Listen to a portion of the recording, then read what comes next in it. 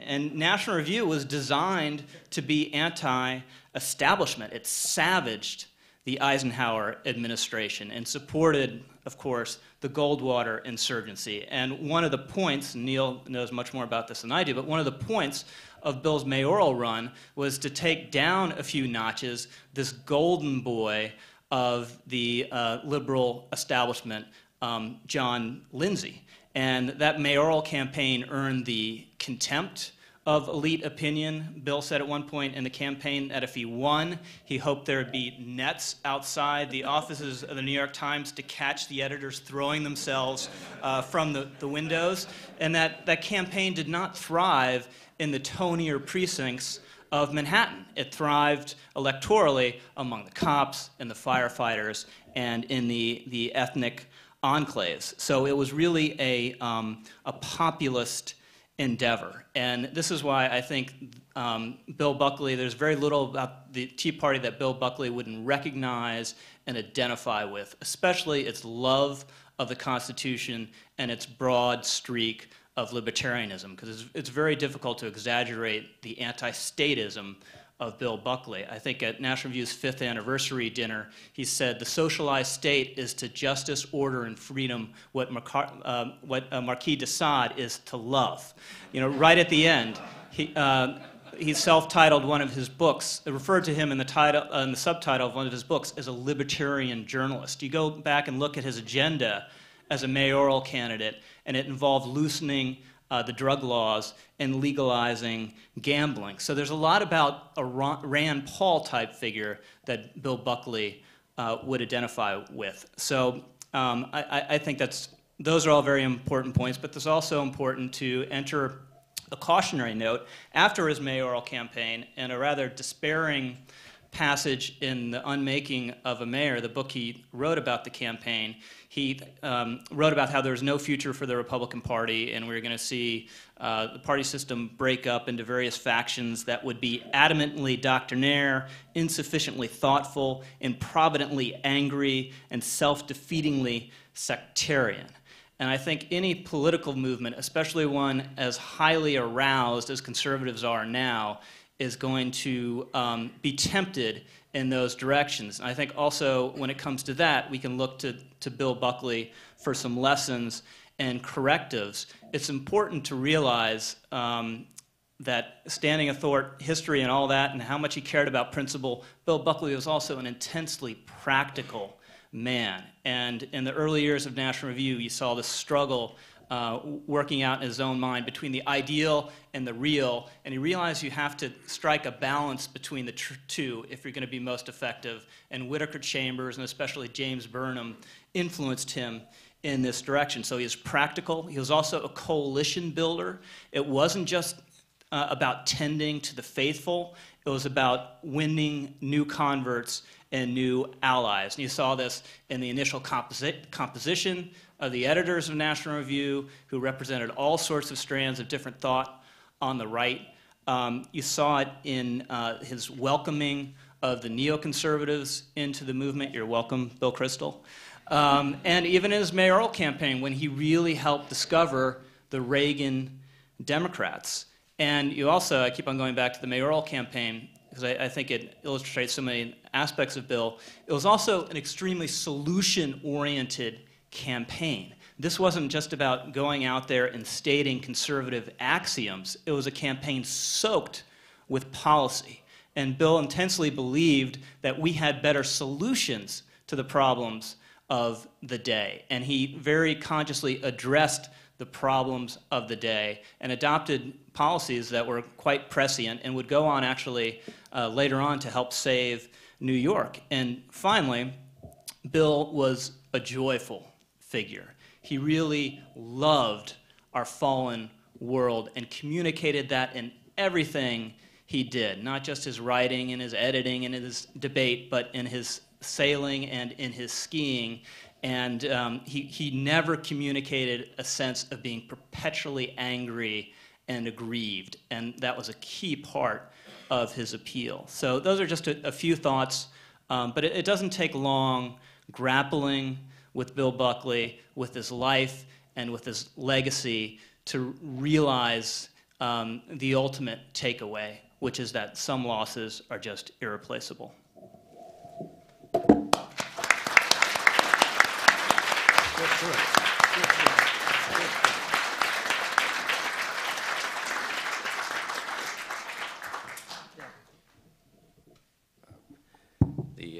It's great to be here. It's great to be with Neil and Linda and Rich. I actually very much like the last few months of National. I always like National Review, but the last few issues have been particularly strong, and now I realize it's due to the influx of Harvard graduates. How could I resist, you know? It's good to come to Yale to see how the other half lives, you know? But enough of all that.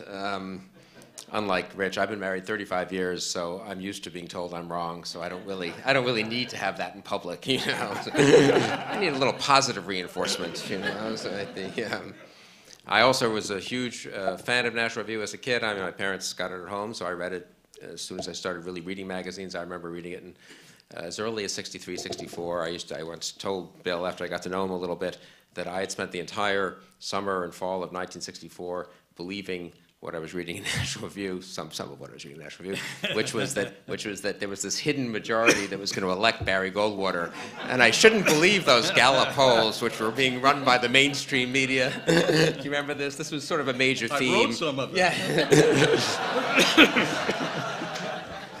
I mean, I love National Review, and it had a really big influence on me. I mean, I'm a neoconservative in some ways, many ways, and certainly by inheritance, and in some ways by conviction. But I've got to say, I personally actually was much.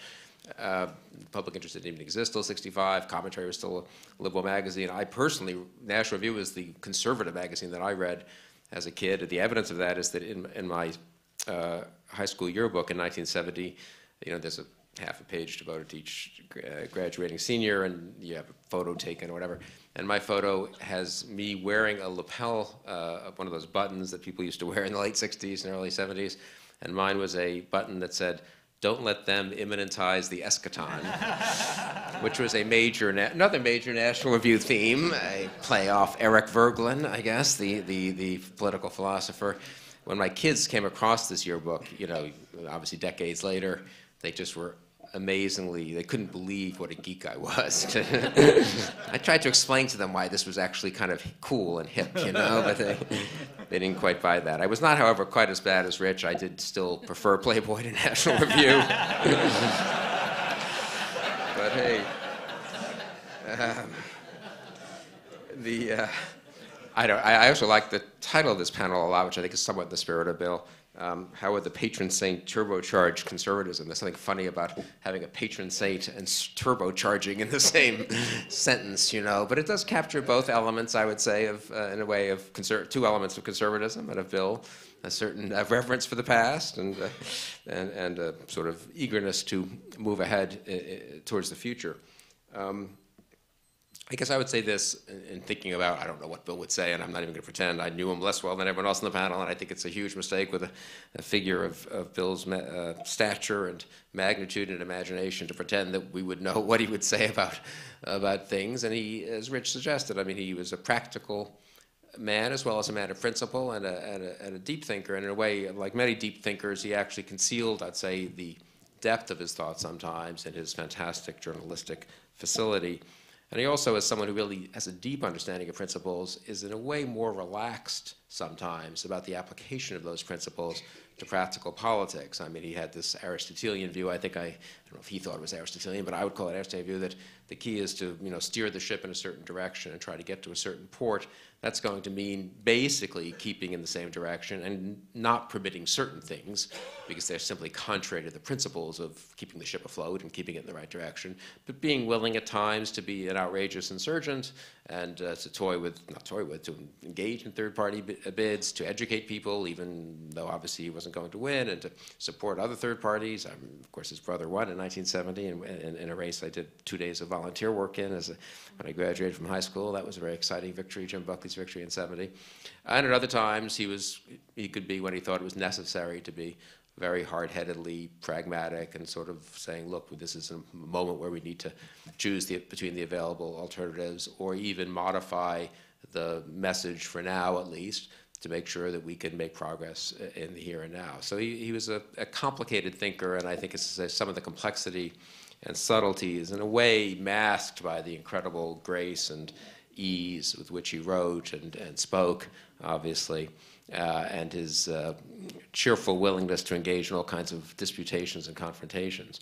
I mean, I was most struck, looking back at Bill and having now edited a magazine myself for a while, obviously one has to be struck by his own work, which Linda has collected, and there are others, obviously, you can read it in many forms, but and I'm struck almost more by his ability as an editor to be a sort of circus master for National Review, and to corral all these different thinkers and temperaments, and to let them express themselves. And I think that was very important to the success of American conservatism.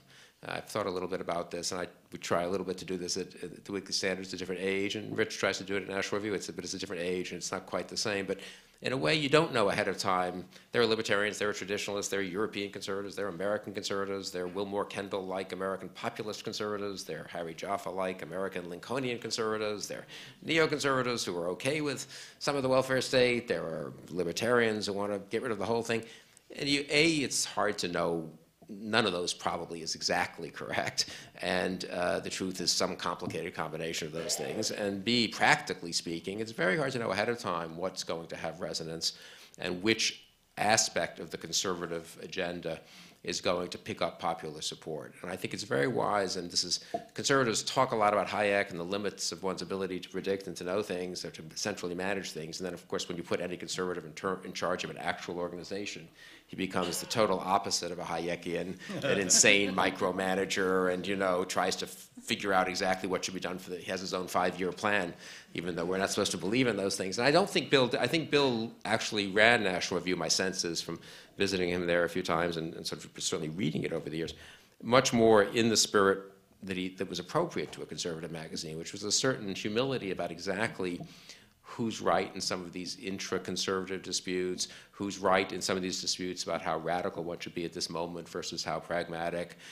He had James Burnham being a hard-headed realist in foreign policy, and as I recall, defending the opening to China, whereas most of National Review was vehemently, and I think very movingly, really, denouncing the opening to this barbarous, murderous regime in 1971 and 72. I think Bill himself, I remember still seeing him on TV denouncing Kissinger and Nixon for the trip to China and it was pretty hard. Whatever you think of the substance of the outreach, really the kind of sycophantic treatment of this horrible mass murderer, Mao Zedong and his regime. I'll have to remind Henry of that tonight.